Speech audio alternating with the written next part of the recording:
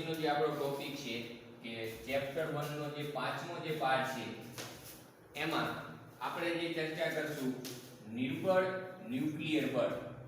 આના અગાઉમાં જે આપણે વિડિયોમાં ચર્ચા કરેલી છે પ્રબળ ન્યુક્લિયર બળ. જો કે આ બંને શબ્દો છે એકબીજા સાથે સંકળાયેલ છે, સમજવું. પ્રબળ ન્યુક્લિયર બળની જે આપણે ચર્ચા કરી એમાં આપણે કીધું કે આ જે બળ છે એ સૌથી પ્રબળ બળ હોય. તો જ્યાં નિર્બળ ન્યુક્લિયર બળ છે અથવા તો એને ઇંગ્લિશમાં કહેવાય weak nuclear forces, weak nuclear બળ એવો શબ્દનો ઉપયોગ થાય છે. વીક ન્યુક્લિયર બળ, વીક એટલે નબળું, વીક ન્યુક્લિયર બળ. તો પ્રશ્ન થાય કે જે વીક ન્યુક્લિયર બળ છે એ ક્યાં લાગે, એટલે કોની વચ્ચે લાગે? તો આ જે છે એક પ્રક્રિયા થાય છે કે પરમાણુની આપણે વાત કરી, કોઈ પણ તત્વના જે પરમાણુની આપણે વાત કરી એના જે ન્યુક્લિયસ હોય તો એના ન્યુક્લિયસમાં આપણને ખબર છે પ્રોટોન ને ન્યુટ્રોન રહેલા છે. અને ન્યુક્લિયસની ફરતે કોણ હોય તો કે ઇલેક્ટ્રોન. હવે આ જે નિર્બળ ન્યુક્લિયર બળ છે, વીક ન્યુક્લિયર બળ છે, એ એક ચોક્કસ ન્યુક્લિયર પ્રક્રિયા દરમિયાન ઉદ્ભવે છે. કઈ પ્રક્રિયા? તો કે જે ન્યુક્લિયસ છે એમાંથી જ્યારે બીટા કિરણો છે, બીટા કિરણોનું ઉત્સર્જન થાય અથવા તો જે બીટા કણો છે એનું જ્યારે ઉત્સર્જનની પ્રક્રિયા થાય, ન્યુક્લિયસ છે એમાંથી આ બીટા કિરણોનું જ્યારે ઉત્સર્જન થાય તો ત્યારે એમાંથી બે કણો છે છૂટા પડે. કયા બે કણો? એક હોય ઇલેક્ટ્રોન, એક હોય ઇલેક્ટ્રોન અને બીજો હશે ન્યુટ્રિનો. ન્યુટ્રિનો જેમાં ઇલેક્ટ્રોન છે ઋણ વિદ્યુત ભારિત કણ છે, એ આપણને ખ્યાલ છે. અને જે ન્યુટ્રોન છે એ વિદ્યુતની દ્રષ્ટિએ તટસ્થ છે, વિદ્યુતની દ્રષ્ટિએ તટસ્થ. પણ મિત્રો અહીંયા આપણે આને ન્યુટ્રોન જ સમજવાનું, ખાસ ધ્યાન રાખજો. ન્યુટ્રોન અને ન્યુટ્રિનો આ બંને વસ્તુ છે અલગ અલગ છે, સમજજો બરાબર. એ પણ વિદ્યુતની દ્રષ્ટિએ તટસ્થ જ જે કણ છે. આપણે શું કીધું કે જ્યારે કોઈ પણ તત્વના પરમાણુનું જે ન્યુક્લિયસ છે એ ન્યુક્લિયસમાંથી જ્યારે બીટા કણો એટલે કે બીટા કિરણો છે એનું ઉત્સર્જન થાય તો ઈ જે ન્યુક્લિયર પ્રક્રિયા છે ઈ ન્યુક્લિયર પ્રક્રિયામાં આ બે કણો છે ન્યુક્લિયસમાંથી બહાર આવે. આ એક ન્યુક્લિયર પ્રક્રિયા કહેવાય. આ ન્યુક્લિયર પ્રોસેસ છે, ન્યુક્લિયર પ્રક્રિયા એવી પ્રક્રિયા કે જે ન્યુક્લિયસમાં થતી હોય. તો એ ન્યુક્લિયસ પ્રક્રિયા છે ઈ દરમિયાન આ બળનો ઉદ્ભવ થાય છે. કે આપણે કીધું જ્યારે બીટા કિરણો છે એનું ઉત્સર્જન થશે ન્યુક્લિયસમાંથી તો ત્યારે શું બનશે કે ઇલેક્ટ્રોન અને ન્યુટ્રોન છે બે કણો છે છૂટા પડે એના અંદર. પછી આ જે ન્યુટ્રિનો છે એ ન્યુટ્રિનો જ્યારે બીજા કોઈ અન્ય કણ એની સાથે જ્યારે આંતરક્રિયા કરે તો ઈ દરમિયાન જે બળ લાગતું હોય, ન્યુટ્રિનોની અન્ય કણો સાથેની આંતરક્રિયા દરમિયાન જે બળ ઉદ્ભવે ઈ બળને નામ આપવામાં આવે નિર્બળ ન્યુક્લિયર બળ એટલે કે વીક ન્યુક્લિયર બળ. તો અહીંયાથી આપણને ખબર પડી જવી જોઈએ જે ન્યુક્લિયર બળ છે, વીક ન્યુક્લિયર બળ, એ પણ ક્યાં લાગે છે તો કે ન્યુક્લિયસના વિસ્તારમાં. અને એની અવધિ છે મિત્રો એ આશરે આ જે બળ છે એની અવધિ છે એ આશરે આટલી હશે 10⁻16 મીટર. અમુક જે બુક છે એમાં 10⁻15 મીટર પણ લખેલું હશે. પણ એ બધી કિંમતો છે એકબીજાની ખૂબ જ નજીક છે. એટલે આપણે એવું કહી શકીએ કે જે વીક ન્યુક્લિયર બળ છે ઈ પણ લઘુ અંતરીય બળ કહેવાય. પ્રબળ ન્યુક્લિયર બળ છે ઈ પણ લઘુ અંતરીય બળ કહેવાય. સમજજો, આપણે આની સાથે આગળના બળની કમ્પેરિઝન કરતા જઈએ જેથી કરીને તમને બંને વચ્ચેનો ખાસ જે ડિફરન્સ છે ઈ ખ્યાલ આવે. તો મેં શું કીધું કે આ જે બળ છે ન્યુક્લિયસના મર્યાદિત વિસ્તારમાં જ લાગે છે જેની અવધિ આટલી છે. અને ન્યુક્લિયસની અવધિ કેટલી અથવા તો ન્યુક્લિયસની ત્રિજ્યા કેટલી, એની સાઈઝ કેટલી તો કે 10⁻14 મીટર. તો આ મૂલ્ય એની નજીકનું જ કહેવાય. સમજો, એટલા માટે આપણે કહીશું કે આ ન્યુક્લિયસના વિસ્તારમાં જ લાગે છે. એક બીજો તમને પ્રશ્ન થવો જોઈએ. જે વિદ્યાર્થી છે કોઈ પણ થિયરીમાં એને ક્યારેક જે પ્રશ્ન થાય તો એ બરાબર એ વસ્તુ છે એ સમજે છે, એનો મતલબ એવો થાય. તમને એક અહીંયા સ્વાભાવિક એક પ્રશ્ન થવો જોઈએ કે સાહેબ તમે આપણે કીધું કે જે ન્યુક્લિયસ છે એના અંદર પ્રોટોન અને ન્યુટ્રોન રહેલા છે, સમજજો બરાબર. અને ન્યુક્લિયસની ફરતે ઇલેક્ટ્રોન રહેલો છે. ન્યુક્લિયસની ફરતે ઇલેક્ટ્રોન રહેલો છે. હવે આ જે બળ છે એ એક આ ન્યુક્લિયર પ્રક્રિયા દરમિયાન ઉદ્ભવ્યું. સમજજો, એનું ઉદ્ભવ શું? તો કે આ એક ન્યુક્લિયર પ્રક્રિયા.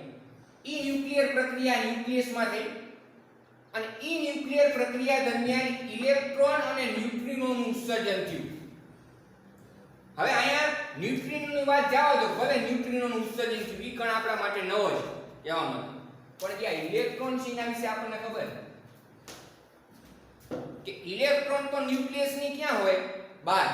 તો પ્રશ્ન એ થવો જોઈએ કે ઇલેક્ટ્રોન જો ન્યુક્લિયસની બહાર રહેતો હોય તો અહીંયાથી ઇલેક્ટ્રોન કઈ રીતે બહાર આવી શકે?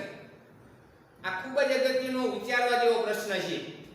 સમજજો બરાબર કે જે ન્યુક્લિયસની ફરતે ઇલેક્ટ્રોન પરિભ્રમણ કરે છે ત્યારે ન્યુક્લિયસમાં નહીં હોય, અને હોવો પણ જોઈએ નહીં, નકર ન્યુક્લિયસ છે અસ્થાયી બને. ન્યુક્લિયસમાં ફક્ત કોણ હોય મિત્રો? તો કે પ્રોટોન ને ન્યુટ્રોન. આના સિવાય કોઈ ન્યુક્લિયસમાં રહી શકે નહીં.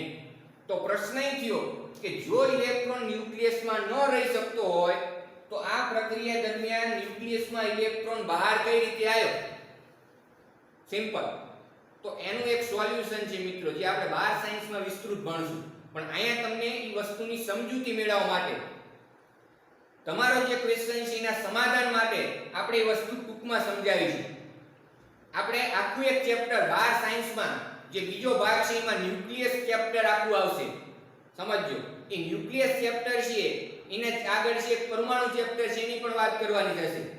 તો અહીંયા આપણે અલગ અલગ ન્યુક્લિયર પ્રક્રિયાઓ છે એની વાત કરશું કે જે ન્યુક્લિયસ સાથે સંકળાયેલી હોય એને ન્યુક્લિયર પ્રક્રિયા કહેવાય. સમજજો, આ જે ન્યુક્લિયર પ્રક્રિયાની આપણે વાત કરી એમાં ઇલેક્ટ્રોન કઈ રીતે બહાર આવે છે? તો જો મિત્રો આ ન્યુક્લિયસની અંદર એક ચોક્કસ પ્રકારની પ્રક્રિયા થાય. સમજજો કે જે પ્રોટોન છે એ પ્રોટોનનું ન્યુટ્રોનમાં રૂપાંતરણ થતું હોય. ન્યુક્લિયસના અંદર જ પ્રોટોન છે એનું શેમાં રૂપાંતરણ થતું હોય? ન્યુટ્રોનમાં. અને એવું બને કે ન્યુટ્રોન છે એનું પ્રોટોનમાં રૂપાંતરણ થતું હોય. આ બંને ન્યુક્લિયર પ્રક્રિયા આના અંદર થતી હોય છે. અને પ્રોટોનનું ન્યુટ્રોનમાં અને ન્યુટ્રોનનું પ્રોટોનમાં જે રૂપાંતરણની પ્રક્રિયા ન્યુક્લિયસમાં થતી હોય, દરેક ન્યુક્લિયસમાં પ્રક્રિયા થતી હોય. સમજો, ઈ પ્રક્રિયા દરમિયાન ઇલેક્ટ્રોન છે એનું ઉત્સર્જન થાય. સમજો બરાબર, આ ન્યુક્લિયર પ્રક્રિયા છે ઈ દરમિયાન ઇલેક્ટ્રોનનું ઉત્સર્જન થશે. તો ખાસ યાદ રાખવાનું કે આ ઉત્સર્જિત થતો ઇલેક્ટ્રોન ઈ ન્યુક્લિયસની ફરતે રહેલો ઇલેક્ટ્રોન નથી. ઈનું ઉદ્ભવનું કારણ શું? તો કે આ ન્યુક્લિયર પ્રક્રિયા. આની વિસ્તૃત માહિતી બાર સાયન્સમાં આપણે ભણશું, પણ અત્યાર પૂરતું આપણે સમજવા માટે ખાસ યાદ રાખવાનું કે ન્યુક્લિયસમાં પ્રોટોનનું ન્યુટ્રોનમાં અને ન્યુટ્રોનનું જે પ્રોટોનમાં રૂપાંતરણની જે પ્રક્રિયા થતી હોય ઈ દરમિયાન ઇલેક્ટ્રોનનું ઉત્સર્જન થાય. એટલે હવે તમારા મગજમાં એ ડાઉટ છે ક્લિયર થઈ જવા જોઈએ કે આ જે ઉત્સર્જિત થતો ઇલેક્ટ્રોન પરમાણુના ન્યુક્લિયસની ફરતે ઇલેક્ટ્રોન છે એ નથી, એના સિવાયનો. ખબર પડે છે કે નહીં? અને સાથે સાથે બીજા કયા કણનું ઉત્સર્જન થાય છે આ પ્રક્રિયા દરમિયાન? તો કે ન્યુટ્રિનો. અને ઈ ન્યુટ્રિનો વિદ્યુતની દ્રષ્ટિએ કેવો છે? તટસ્થ.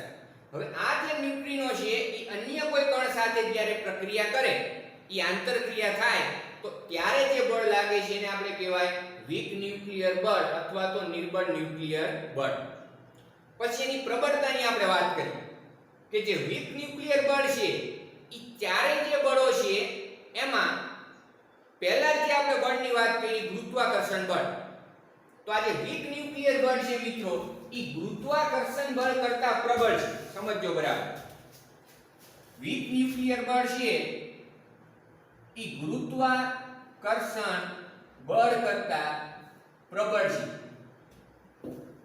પરંતુ વિદ્યુત ચુંબકીય બળ કરતા આ જે બળ છે એ વિદ્યુત ચુંબકીય બળ કરતા નિર્બળ છે. ખબર પડે છે કે આ બળની આપણે પ્રબળતાની વાત કરી કે એ ગુરુત્વાકર્ષણ બળ કરતા પ્રબળ, પણ વિદ્યુત ચુંબકીય બળ કરતા કેવું થશે? નિર્બળ. તો હવે હું એક ક્રમ લખીશ, એ ક્રમ ખાસ મગજમાં છે યાદ રાખો. ઈ જે ક્રમ છે એ આ બળોની પ્રબળતાનો ક્રમ છે. સમજજો, તો પહેલા આપણે સૌથી પ્રબળ બળની વાત કરી, સમજજો. તો પહેલો જે છે સૌથી પ્રબળ બળ ઈ કોણ હોય? તો કે એનું નામ જ છે. શું નામ છે? પ્રબળ ન્યુક્લિયર બળ. આ સૌથી પ્રબળ હોય. આ પ્રબળતાનો ક્રમ લખું છું. પહેલા નંબરે કોણ આવે? પ્રબળ ન્યુક્લિયર બળ. બીજા નંબરે કોણ આવશે? તો કે વિદ્યુત ચુંબકીય બળ, અથવા તો ખાલી વિદ્યુત બળ લખી શકો. ત્રીજા નંબરે કોણ આવે? અત્યારે જ આપણે વાત કરી કે જે નિર્બળ ન્યુક્લિયર બળ છે એ ગુરુત્વાકર્ષણ બળ કરતા પ્રબળ, પણ વિદ્યુત ચુંબકીય બળ કરતા કેવું થાય? નિર્બળ. એટલે કે વિદ્યુત ચુંબકીય બળ કરતા નિર્બળ બળ તરીકે તમારે લખવું પડશે ન્યુક્લિયર બળ અથવા તો નિર્બળ ન્યુક્લિયર બળ. અને સૌથી છેલ્લે કોણ આવશે? તો કે ગુરુત્વાકર્ષણ બળ. ગુરુત્વાકર્ષણ બળ સૌથી નબળું છે ગુરુત્વાકર્ષણ બળ, સમજજો, પણ સૌથી મહત્વનું છે. આ ત્રણેય કરતા જો કોઈ મહત્વનું બળ હોય પૃથ્વી ઉપર તો એ છે ગુરુત્વાકર્ષણ બળ. એટલે આ તમારે પ્રબળતાનો ક્રમ ઉતરતા ક્રમમાં યાદ રાખવાનો. સૌથી પ્રબળ ન્યુક્લિયર બળ, એના પછી વિદ્યુત ચુંબકીય બળ, એના પછી વીક ન્યુક્લિયર બળ, અને છેલ્લે આવશે ગુરુત્વાકર્ષણ બળ. તો આ ક્રમ હોય તો એમાંથી તમને કોઈ પણ એમસીક્યુ ટાઈપ પ્રશ્ન પૂછે તો આવડવો જોઈએ. તમને એવું પૂછી શકે કે જે વીક ન્યુક્લિયર બળ છે, સમજજો, ઈ કોના કરતા પ્રબળ અને કોના કરતા નિર્બળ છે? સમજો. તો જે વીક ન્યુક્લિયર બળ છે તમે જો કોના ઉપર આવે છે? ગુરુત્વાકર્ષણ બળ ઉપર. તો એનો મતલબ એવો થાય કે ગુરુત્વાકર્ષણ બળ કરતા કેવું હશે? પ્રબળ. પરંતુ આ જે વીક ન્યુક્લિયર બળ છે કોની નીચે આવે છે? તો તમે જોઈ શકો પ્રબળ ન્યુક્લિયર બળ અને વિદ્યુત ચુંબકીય બળની નીચે આવે. તો એનો મતલબ એવો થયો કે આ જે વીક ન્યુક્લિયર બળ છે ઈ પ્રબળ ન્યુક્લિયર બળ અને વિદ્યુત ચુંબકીય બળ ઈ બંને કરતા કેવું હોય? નિર્બળ. તો મિત્રો આ ખાસ વસ્તુ છે તમે જોઈ શકો છો. તમને જે યોગ્ય લાગે તમારી જે નોટબુક છે એમાં નોંધ કરી શકો છો.